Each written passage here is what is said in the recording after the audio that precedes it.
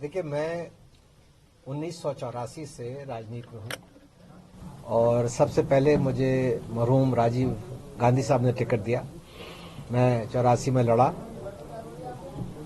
शरद यादव साहब से मुकाबला था, मैं जीता और पहली दफ़ा सांसद बना।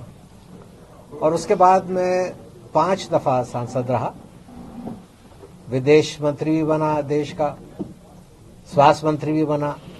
कई दफ़ा मैंने अपने मुल्क की नुमाइंदगी की यूनाइटेड नेशंस में, वर्ल्ड हेल्थ असेंबली का भी मैं अध्यक्ष बना और मुझे बहुत सारे मौके मिले अपनी देश की सेवा करने का, हिंदुस्तान के लोगों की सेवा करने का। पिछली कुछ सालों में मैंने ये महसूस किया कि जो भारतीय जनता पार्टी की नीतियां हैं, अगर उत्तर प्रदेश में कोई भी उनसे मुखालफत कर रहा है या लड़ाई लड़ रहा है तो वो समाजवादी पार्टी है। और मैंने अपने लोगों के साथ समाजवादी पार्टी में दाखिल हुआ और पिछले यूपी के इलेक्शन में अखिलेश जी के साथ कंधे से कंधा मिला के चुनाव में उनकी मदद की। नतीजे आपके सामने हैं कि कम से कम कोई 80 सीटें ऐसी थीं जो समाजवादी पार्टी 2000 से कम वोटों से हारी और हमारी कोशिशों के बावजूद भी उत्तर प्रदेश में हमारी सरकार नहीं बन पाई।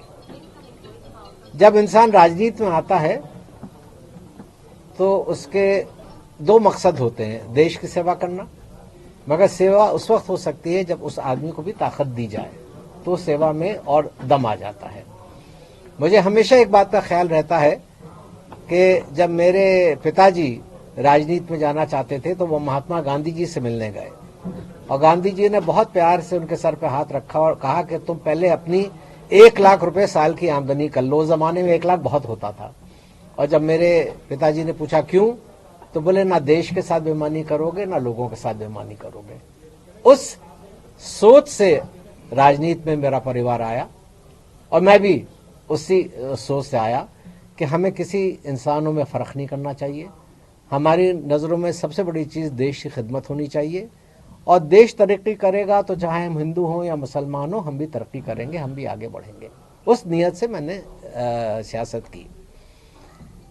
कुछ लोगों की सोच ये है और मुझे कुछ लोगों ने कहा, कुछ पत्रकार वालों ने पूछा कि मुझको इस दफ़ा राज्यसभा का टिकट नहीं दिया, इसलिए मेरी नाराज़गी बढ़ गई और मैं समाजवादी पार्टी से इस्तीफ़ा दे रहा हूँ। मगर पिछली दफ़ा भी इन्होंने मुझे राज्यसभा का टिकट नहीं दिया, मगर मैंने इस्तीफ़ा नहीं दिया क्योंकि उन्होंने जावेद अली खान साहब को दिया, एक मुसलमान को इन्होंने टिकट दिया। जब हमारा नारा है पीडीए और ख़ास तौर से ये 2024 का जो चुनाव आएगा उसमें हम पूरी मिसाल बनाए हुए हैं कि हम पीडीए के नाम पे चुनाव लड़ेंगे, तो मेरी एक अंग्रेजी की कहावत है कि actions speak louder than words. आप करके दिखाइए जो आपकी नीयत है। और टिकट कैसे दिए गए वो आपके सामने है। 2 अपर कास्ट, 1 दलित और वो मुसलमान जिसने पिछले यूपी के चुनाव में 80% वोट समाजवादी पार्टी को दिया, उसका कहीं नाम निशान नहीं है।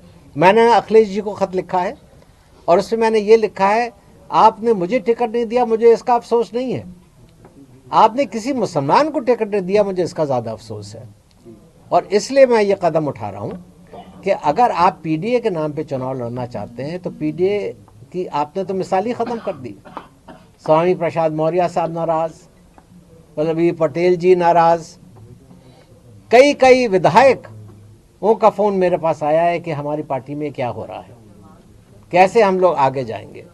तो मैंने और मेरे साथ बहुत सारे लोग, क्योंकि मुझे अब 40 साल हो गए हैं राजनीति में, तो 40 साल में रिश्ते बहुत बनते हैं और 40 साल में बहुत सारे लोग मेरे साथ जुड़े हैं। मैंने अपना इस्तीफ़ा देने का समाजवादी पार्टी से नहीं, मैंने इस्तीफ़ा दे रहा हूँ राष्ट्रीय सचिव के पद से, राष्ट्रीय महासचिव के पद से मैं इस्तीफ़ा दे रहा हूँ, क्योंकि हमें अगर कोई भी आगे कदम करना है तो वो मैं अकेला नहीं उठा सकता। मेरे साथ बहुत सारे लोग जुड़े हुए हैं, मुझे उनसे भी राय मशवरा करना है। हमारे बगल में आबिद रज़ा साहब बैठे हुए हैं, वो भी सचिव हैं, राष्ट्रीय सचिव हैं समाजवादी पार्टी के। योगेंद्र पाल सिंह मेरे पीछे खड़े हैं, ये भी राष्ट्रीय सचिव हैं समाजवादी पार्टी के। लोधी राकेश राजपूत मेरे बगल में बैठे हैं, ये भी राष्ट्रीय सचिव हैं समाजवादी पार्टी के।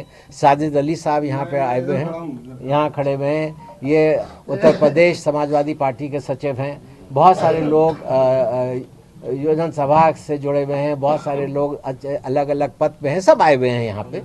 तो हम लोग देखिए, ये लोग अपना फैसला लेंगे। आज तो ये सिर्फ मेरी बात सुनने आए थे, और जब मेरे साथ बैठे हुए हैं तो उसका मेरे ख्याल में उससे ज़्यादा सबूत की तो और कोई ज़रूरत होनी नहीं चाहिए। ये जो कदम उठाएंगे ये कल उठा लेंगे, परसों उठा लेंगे, जो भी ये करेंगे। अगर मेरा जो आपने सवाल पूछा है, मेरे ख्याल में ये सब हट जाएंगे। तो क्या शेरवानी साहब, अखिलेश यादव का जो पीडीए फार्मूला है सिर्फ हवा में है? क्या वो जमीनी स्तर पर अखिलेश यादव उसको नहीं उतार पा रहे हैं, उसको प्रतिनिधित्व नहीं दे पा रहे हैं? पीडीए में अगर देखा जाए तो अगर राज्यसभा की बात करें तो सिर्फ दलित के तौर पे डी है, और पी और ए दोनों गायब हैं। बीच का डी है, आगे का और पीछे का दोनों जो है वो शब्द गायब है। मेरे ख्याल में तो वो इसको लेके सीरियस नहीं है। अच्छा, क्योंकि अगर जैसे मैंने आपसे कहा कि actions speak louder than words, अगर वो इस दफ़ा सिर्फ पीडीए के हिसाब से टिकट देते, यहाँ मैं किसी एक इंसान की बात नहीं कर रहा हूँ, मगर तीनों समुदायों को जोड़ते तो उनका जो ये मैसेज है ये बहुत तेजी से आगे बढ़ता है। साहब, सुना ये है कि आप बसपा में जा रहे हैं, बदायूं से लोकसभा चुनाव लड़ेंगे? नहीं, इसमें कोई सच्चाई नहीं है कि मैं बसपा में जा रहा हूँ। यहाँ लोगों ने ज़रूर ये सवाल उठाए और कहा कि आप चुनाव लड़िए, आप जाइए, मगर जैसे मैंने आपसे कहा, आज ये मेरा पहला कदम है। और मेरे साथ क्योंकि इलाहाबाद के लोग जुड़े हुए हैं, मेरे साथ आगरा के लोग जुड़े हुए हैं, मेरे साथ एटा के लोग जुड़े हुए हैं, मेरे साथ बरेली के लोग जुड़े हुए हैं, जहाँ जहाँ मैं जाता हूँ वहाँ बहुत सारे लोग हैं। तो ये कुछ ऐसे फैसले हैं कि हमें मिल के करने हैं। और मैंने अपने ख़त में अखिलेश जी को एक चीज़ और भी लिखी है, और मैंने ये लिखा है उनको, मैं आपको ख़त दूँगा कि ये जो हम अपोजिशन यूनिटी की बात करते हैं, ये तो बिल्कुल एक सपना है।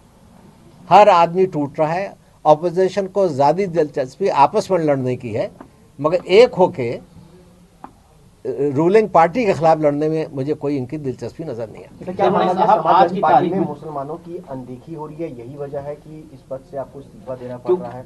इसी के साथ मेरा सवाल है कि मौजूदा समय में अगर देखा जाए तो सबसे ज्यादा उत्तर प्रदेश में, चाहे वो बुलडोजर के शिकार हों या तमाम तरह की प्रताड़ना के शिकार हों, इनकाउंटर के शिकार हों, बहुत सारे मुसलमानों के साथ घटनाएं हो रही हैं, भेदभाव की बातें आ रही हैं। और ऐसे में अखिलेश यादव क्या मुसलमानों के मुद्दों पे खामोश हैं, मुसलमानों को प्रतिनिधित्व देने के नाम पे खामोश हैं? तमाम चीजें हैं जो यहाँ ये बात मैंने उनसे कई दफ़ा उठाई कि, और ये मेरे ख़त में भी आप पढ़ेंगे कि मैंने ये कहा कि मुसलमानों से बराबर दूरी बढ़ती चली जा रही है। अगर हम उनके जायज़ चीज़ों पे भी आवाज़ नहीं उठाएंगे, अगर हम उनकी जायज़ तकलीफ़ को भी नज़रअंदाज कर देंगे, तो ये तो बिल्कुल सही है कि वो हमसे दूर होते चले जाएंगे। और नहीं बोल रहे हैं, आज एक ऐसा माहौल बन गया है मुल्क में कि जातियों पे ही और सही चीज़ बोलने के लिए लोग तैयार नहीं है।